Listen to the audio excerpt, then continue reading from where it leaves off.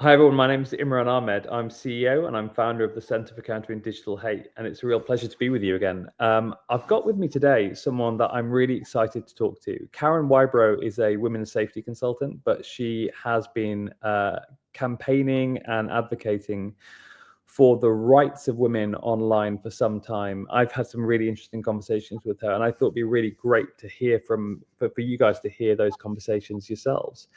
But rather than me introducing you, Karen, why don't you tell us a little bit about yourself and your work? Yeah, sure. Thank you so much for having me here today.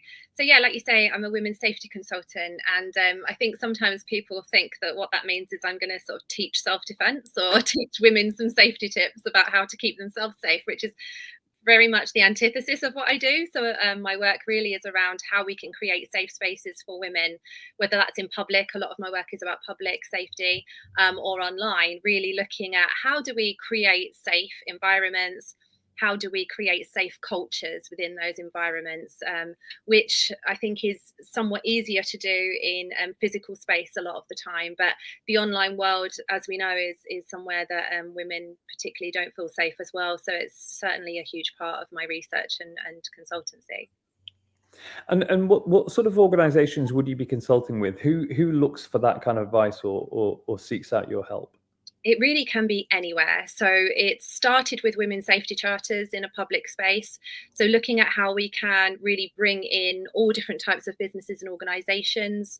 It could be a retail business, it could be a sports organization. I work with schools and colleges because, we're all at the end of the day, different forms of communities. That's what we all are, whether it's a community online, whether it's a community that's a college or a sports organization or a shop or a hairdresser's. We're all groups of people coming together. And in all of my work, it doesn't matter really what kind of space it is. What we know is that women are disproportionately marginalized because of their gender based on our feelings of safety or unsafety. So it really is a huge spectrum of different places, but all equally important to make sure that women are engaging with all sorts of different scenarios and situations just in our everyday lives. Well, I mean, first of all, thank you for what you do. I mean, I've had the privilege of loving women in my life, my daughter, my wife, and what you're doing is really important to keep them safe. And you're helping to empower institutions with the knowledge that they need to be able to do their jobs effectively. But if I was to be really reductive, and it's one of those questions that people like to ask on podcasts, if you're going to use 3 words to describe why your work is important, and I know why I think it's important, but what would you say? I think it's important because the way that I would describe my work, I think in 3 words, would be confronting. So I have to work with organisations and places who are willing to really confront the issue around male violence, Yeah. and really confront the reality of the world that women live in, which is different from the experience of men. And sometimes that's actually quite difficult for people just to even acknowledge and accept that that's the reality of the way that gender influences our experiences and how that's hugely different sometimes for men and women. A big word that I've chosen, which might be, I don't know, I hope I'm not coming across as too egotistical here, but like transformative, because I think this is unwinding and undoing a lot, kind of generations of safety work that women have taken on board ourselves to keep ourselves safe. And what I'm trying to do in my work, along with many other people, is try to flip that focus from the victim or the person who feels marginalized or unsafe back to, who is it that's making us feel unsafe, whether that's a structure, whether it's a physical build, whether it's a culture, whether it's certain people within that environment. That's what we need to change, and I think it's started happening, but it's a really slow process. So we're hoping that we're going to transform cultures, transform the way that we even build spaces to begin with, and really start influencing some hugely kind of traditional ways of working that really need to change to truly be inclusive. It's not good enough to simply call women into spaces if those spaces aren't ready to accept women and aren't safe for women. And then the third word that I've chosen is preventative, because all of my work really is around prevention. There's been lots and lots of amazing work done especially in public space, there's been lots of work done on how we react to situations when they happen. So lots of great things that have changed, that have transformed systems or processes or structures, but that's taken somebody, unfortunately, to experience real harm, or even worse, it's taken for a woman to be murdered or something really, really catastrophic to happen before something is changed. So prevention is harder to prove, it's harder to fund, it's harder to measure. But I think we really need to redirect a lot of our focus back to how do we prevent these things from occurring, rather than always being reactive and waiting for something terrible to happen before we actually do the work for it. Thank you. I mean, that's really inspiring, and this kind of work is confronting. Like, it requires you to ask people to think about things in a completely different way. That transformative aspect of creating change, the fact that it forces people to have to do something, which means that they have to get off their bums, and that can be telling them to change the way that they do things that they've done, the same way for a long time. I can see why that would be so difficult. Um, can we talk about the concept of safety for women? And it's an issue that I've been thinking about for 15 years of my career, because when I worked for the shadow local government secretary in the UK Parliament, we did a lot of work scrutinising things like partial night lighting at night. So when street lights are sort of partly put off by the local authority, which made a lot of women feel uncomfortable going down certain streets in their home communities. And I remember someone saying it creates a whole new geography, a whole new sort of topography of where you live, which is based on safety, with some women having to take like super complicated routes to get from place to place without putting themselves in harm's way, being down a road which is completely unlit in which anything could happen. But then, you think about that in the physical world, and you really made the point on the online world, inviting people into spaces which aren't safe is not really inviting them at all.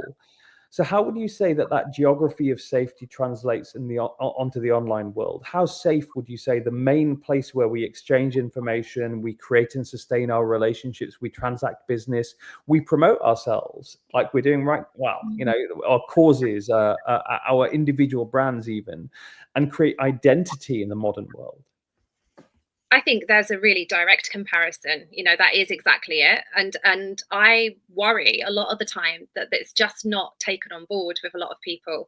I think the danger is that people tend to see, and when I say people, I think that's both the general public and also people who are making legislation and rules and laws around safety. Yeah. They see the online world and the physical world as two distinct things, and they're not. They interact. We live our lives in the physical space and we live our lives online, and of course they overlap and they interact, and what we experience in physical space can translate to the online world and back again. One of the things I always think about, I kind of thank my lucky stars that I'm the generation I am, because I didn't have social media as a teenager.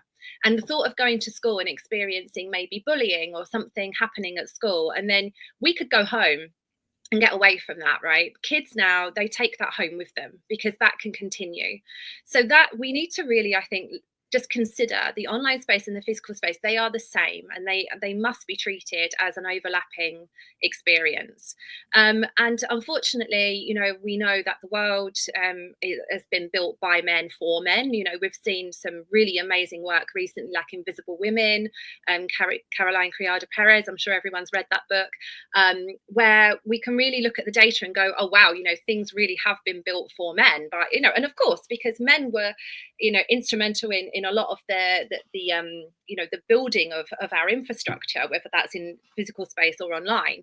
But what it means is women haven't been put at the center of that experience, and they haven't been considered. So yes, you might say things like you might look at examples in the built environment like subways, or turning the lights off, or not providing lighting at bus stops, or like really, really obvious things when you think about it, but just were completely overlooked because they weren't built with women in mind. And I think the online space is exactly that as well. You know, it's just not been built with a gendered lens. So it's very difficult for us to consider, are we tackling the problem, or are we just sort of, like I say, inviting women in, but not actually thinking about how that marginalizes us? I really, really understand what you're saying, but I would go a step further when it comes to online spaces. I think that they were built and designed by men who despise women. Hmm. And I'll give you two examples. Mark Zuckerberg, the precursor to Facebook, was essentially a way of rating women online, which is a way of commodifying their appearance and putting them into some sort of mortal combat with each other, which is a deeply reductive, desiccated way to interact with women. And these are not, he was at college. He wasn't like a 12-year-old. He was a grown man. And I think Elon Musk, I mean, who has got some extraordinary views on everything, but certainly in his personal life appears to treat women as ovens for the transmission of his genes. Mm-hmm.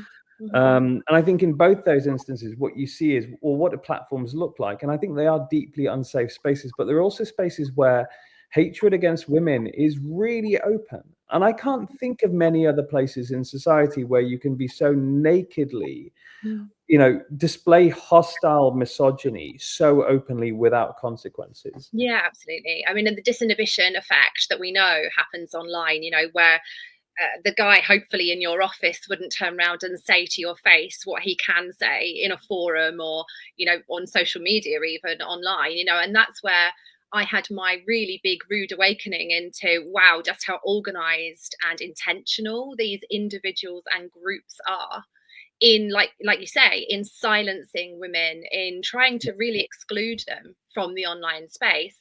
And again, Gamergate, when we look at, I think a lot of the time as well, I hear some men saying, we can't have anywhere, that's sacred. Women always come in and invade our space, and I know that's said a lot in gaming, for example, where it's like, well, we need to look at that attitude and that belief that you have in the first place, that first of all, that it's just for you, that it was built just for men. And also, like, the very inbuilt misogyny that just says, we don't want women here, women are ruining our fun, women are kind of taking over our spaces.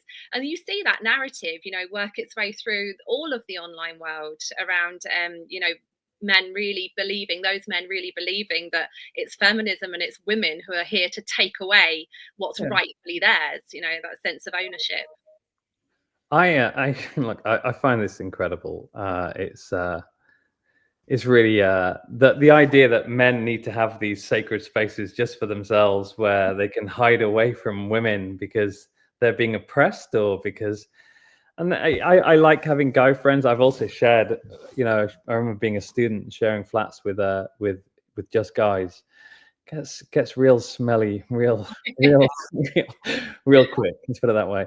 Yeah, well, that's the thing. I think a lot of the time us women sit there and we're like, why do they think we want to be in their spaces anyway? We don't want to be there. You can have them. We just want to be given the opportunity to do the same things. Look, I wanted to talk about misogyny online, and I mean, you mentioned that you faced misogynistic attacks online. Could you tell us how you dealt with them, how you tackled them? Probably pretty badly at the time. I've learned a lot since then. So this was pre sort of me being a consultant and doing the work professionally when I was an activist and a campaigner. And I guess looking back, I had a TikTok account called Not All Men, which might be a little bit of a red flag to a bull in terms of, that's a very well-known phrase that a lot of people use to derail the conversation around gender equality and women's rights. So I had a pretty brutal experience personally when I decided to join TikTok. I think I did one video and it was about school uniform. It wasn't really anything about male violence, or it was around the sexist notion of school uniform. And that went viral. I think probably because there was a lot of young people engaging with it, really like, yeah, we don't think it's right either that, our skirts get measured in school playground or whatever. And I just was suddenly thrown into this reality of, wow, there are people who are not just individually hugely angry and quite hell-bent on taking me down, but there are also very organized groups of people who really want to silence this type of content. So, within, I guess, within weeks of, being on TikTok, especially, and having this content, putting this content out there, this feminist content, I got, death threats. I received rape threats. I had men's rights activists write to my employers. I had tweets, sent to some of my clients. I had, people really, really were very, very, very sort of organized, very insistent and persistent. And what they would do was they would rage farm. So they would record my videos, take them off social media, put them into their forums that they had, their organized sort of men's rights forums, and they would rage farm. So they would get everybody to mass report these videos, my videos. And sometimes I engaged too much with those people. So I didn't really step back and think, hang on a minute, this is a bad faith actor. They're not really interested in me explaining my statistics. They really just want to silence me. And I should have learned, I think, sooner to really try to understand what these people are doing, what's their motivation for it, and try and but I was very, very naive to the whole thing. So and sometimes it was interesting to me as well, some of the more extreme reactions that I got to my content was when I was talking about things that were quite benign, like the gender pay gap, for example. I can kind of understand it if you get into quite sort of difficult conversations around male violence and really emotive subjects. Yes, that's gonna, there's going to be a lot of conversation around that. But I found that a lot of the time it would be something like the gender pay gap that would really kind of really rile up very angry men who would really go to town on telling me, who hurt you, the classic things, right? So you're going to die alone with cats, who hurt you, you're not even attractive, you shouldn't be a mother, I hope you have your ovaries cut out, I had someone say to me. And then it it was extreme. And I mean, the positive thing was I met I met a group of really amazing other sort of feminist creators who I'm still in contact with now, even though I limit my social media a lot more now. I'm not on TikTok at all, really. I kind of keep it there, but I don't post on there anymore. I left X last year because X was the other place where I just experienced some stalking. And that's where I had to actually report somebody to the police for constant harassment. I had my image turned into, my name turned into an image of a Nazi. I was called a child abuser. And they eventually got my platform banned from TikTok because they sort of, enlisted help from many other people. And this wasn't just men, by the way. There were two particular female men's rights activists who really went about spending their whole time. Their motive was to take me down and silence me. So they were successful, I guess, in a way that they silenced my account on TikTok that I had to then, start from scratch if I'd wanted to, which I didn't really bother doing. But I think for me, what was really worrying was, when you record content in your own home, and I'm a single mum. And when you're recording content in your own home and people start then being really aggressive and really abusive and threatening, you start seeing, I could see people having conversations on X about my address. And I could see people talking about she lives here, and the woman in Australia who really wanted to take me down was sort of saying, I know people who know her. And it was getting really close to home.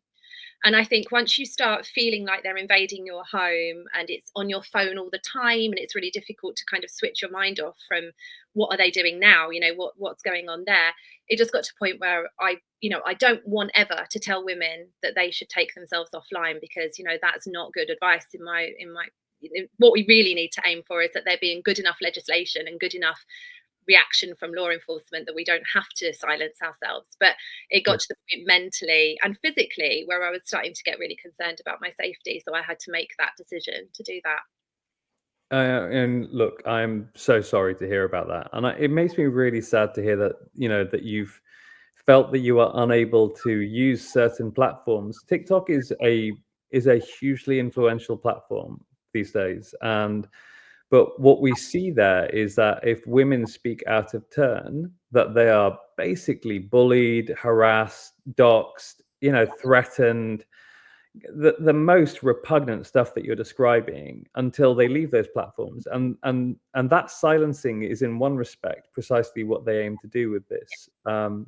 It's why, I mean, our first report, which came out in September 2019, was called "Don't Feed the Trolls," and it was like a mathematical analysis of how they operate, how a mixture of really determined, organized bad actors, but also people who just get off on causing pain, how they interact, and they sort of collaborate in precisely this attempt to cleanse spaces of opinions that don't conform with their own, and do that using illegitimate legal means. But let's talk about those sort of the more organized online misogynist spaces and movements. We've been researching online misogyny in manosphere communities. We're really interested in how these issues affect people's lives, both on and offline, and that's where you've got real experience. So, in your experience raising awareness about online misogyny in schools, in organizations, in local authorities, even with the police, do you think that people were aware of the issue? No. Hmm. And unfortunately, I didn't have a good experience reporting harassment to the police either, online harassment. I was met with the kind of quite a standard response that I hear being repeated, sadly, from some police services who I just don't think have a handle on the issue, who said things to me like, well, it's an online, it's a public forum. I don't know what we can do about that. Sort of saying, well, you're putting yourself out there. And what he's saying is, he's allowed to say what he's saying, so without understanding things like, well, I would say he's creating sock accounts to circumnavigate my blocks. And they're like, what are you talking about? They just don't have the understanding of, like you say, how organized these people are. And listening to other women's experiences where they're told, well, just get offline, like, just don't post anymore. Or I think one of the gaps as well is, say you've got someone who's quite a significant influencer, so they've got a huge following, and they might not be breaking the law in terms of, they might not sort of tip over into saying anything that incites violence. But what's kind of not considered, I think, especially from law enforcement, is, well, they might have followers who don't really need any more motivation to do something sinister.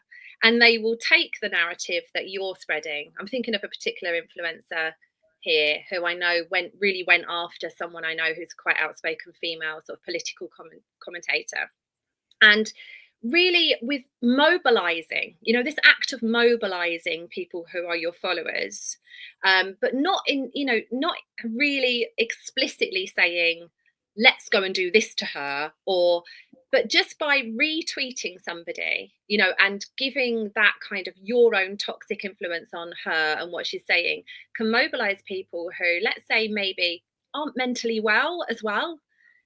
People who will actually go out there and find her address. And we're doing that, and we're taking photos of her house.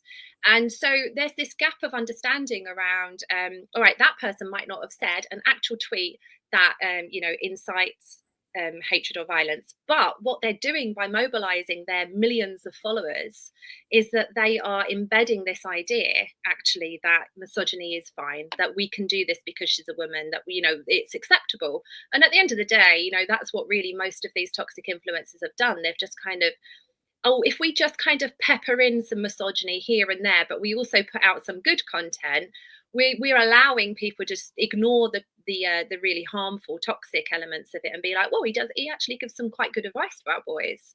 Yeah. And I've had, professional men on LinkedIn being like, well, actually, if you listen to what Andrew Tate's saying, he does actually say some important stuff. And I'm like, wow, so we're ignoring all of the other stuff. We're ignoring, the way that he stated that women have to take responsibility for being raped. We take all that stuff out because misogyny isn't really seen as that damaging. It's not really seen as being that much of an issue that we can sadly still ignore it. And I think people don't understand the underlying misogyny and the misogyny that bubbles underneath some of these content creators. Because for parents, you haven't got constantly one ear on what your children are doing. You might hear, oh, he's, my child's watching a content creator who's telling him to work hard at school and to have good friendship circles and to go to the gym. That's all really good advice. But what they're not hearing is the other side of it. They're not hearing the really sort of subversive, or the really really deeply ingrained misogyny, that you have to kind of understand the narrative and the rhetoric to understand what that's feeding. And unfortunately, I don't think it's a really complex issue, right? We know because we work in this field, but it's really hard to explain to teachers and parents and police officers and even politicians how these people overlap so many ideologies and so many ideas and thoughts and narratives and rhetorics that are deeply harmful, but you have to have an understanding of how they all work together. I mean, it's really disturbing to hear how poor the understanding is of these simple fundamental truths about how the world works and how misogyny works. But thank you for doing that work. It's incredibly, incredibly important to educate, all these institutions and individuals about the realities, the actual, the etiology of the problem, of the crisis that we find ourselves in now, of hatred against women. But I mean, in addition to education, I wanted to ask you how you think we can tackle the rise of the manosphere and extreme misogyny online. Yeah, I think there's several things that we have to unpick and unpack. And there's been some incredible work already done on understanding how complex that is, the manosphere is. It's not very easy to get a clear picture of, you can't just make a list of influencers that you want to ban. That's just not going to work. We have to understand the much deeper kind of overlapping and the much broader understanding of the manosphere in terms of how it overlaps with alt-right ideology, how it overlaps with the wellness industry, Yeah. how it overlaps with so many different parts of the online space. So you could go in on one angle looking at some really very benign content about wellness, for example, and then get fed down a really dark rabbit hole that it starts really amplifying that online misogyny. So I think we need more research into how we actually establish a very clear definition and a very clear description of the manosphere and what it is, and what kind of rhetorics and narratives are the most well generated already, and how we tackle those, because I think a lot of it is kind of loosely defined but not really considered that toxic, and is that really an issue? We're not really sure. So there's a lot of work to be done there in terms of research. Obviously legislation is part of that. We have to make sure that legislation is keeping up with technology, which is always a problem. But then also that the legislation is kind of realistic in what it's trying to achieve. So, for example, cyber flashing became a crime. I campaigned for that. That was brilliant that happened. It became a law in its own right. But then you start working with young people in school, they don't even know that it's a crime. They're not even aware that sending a nude image if you're under 18 is a crime. And then we see teenage boys being exploited because of this new law. They're now being exploited into, cases of sextortion where they have sent a nude image. Now they're being told, well, that's, I can now report you to the police, and being blackmailed, for money. And so we have to be really careful how we manage it, because there's not enough of a clear definition about misogyny, for a start. There's not a clear enough cultural agreement in what is and isn't acceptable. I think a lot of the time now we're seeing a real backpedaling of trying to almost argue that gender isn't a power imbalance, that maybe that's not even a thing. There's a lot of people that really want to maintain this idea that, oh, well, men experience it as well, and it's nothing to do with being a woman, and really not looking at the power imbalance that is created because of gender. So research, legislation, education, I think, are really the main points. And I was thinking earlier about, in my work in the public sphere, the way that we can try to provide places of safety for women is that we have the public environment broken up into smaller safe spaces. Do we have that online? It's actually interesting to think about, can we create smaller spaces online that are designated safe spaces for women? That maybe, you know, going onto TikTok is too dangerous for people, is too harmful. But can we create something where we have a designated safe space for women, that we just, you know, have somewhere that we can really invite women into, like we say, that actually is built for them. Thank you. That's really it's really helpful. Just one final thing then. Maybe we've talked on some really grim stuff, really, and also, you know, looked at the state of the fight, and it's not in a great place right now. We've passed the legislation, but awareness of that legislation is poor. It means that implementation is lacking in places. Sometimes it has those unintended consequences, like with the cyber flashing enabling extortion of people. So we need to keep fighting. We need to keep communicating. We need to keep telling people, keep learning more, and providing that fact pattern base so that we can actually take action. And that can seem dispiriting at times. Like, you know, you've been fighting this for a long time. There are so many other people who have been allies, who've been working for decades on this issue. So what would you tell campaigners, researchers, and other people fighting extreme misogyny to give them hope to keep up with their work? Just that we are seeing, the reason we're seeing so much backlash is because we're making a change and we are making progress. And that's the one thing that I always keep in my head. You know, if I've got haters online, it's because we are pushing forward. And there is always going to be this element of backlash, and we mustn't let that kind of prevent us from pushing forward. And that we, you know, we have seen some really amazing research and some really amazing campaigning happening. And social media, with all its downfalls and with all of its pitfalls, it does provide, you know, I think, an alternative sort of corridor of power. You know, just the normal everyday person can start an account and can say something really impactful and can go viral and can influence so many people. And I just think, as much as, you know, we don't want to invite women into spaces that are dangerous, we also need to encourage women to have the voice that is needed, because we really need the counter content.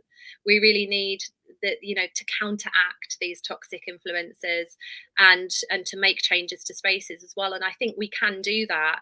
It's just we have to kind of find our collaboration. We have to find our sort of, you know, collective voice in that. And I think women are really great at doing that. And I think, you know, especially women, once we get over a certain age as well, you know, I said to someone at a conference on Tuesday, I was like, you know, gobby women are going to save the world, because, you know, we get to a point where we're like, do you know what, I just say what I think now. You know, I'm not worried about maybe not speaking out. And I think we can do that, and we still need those gobby women. So we don't want to be silenced.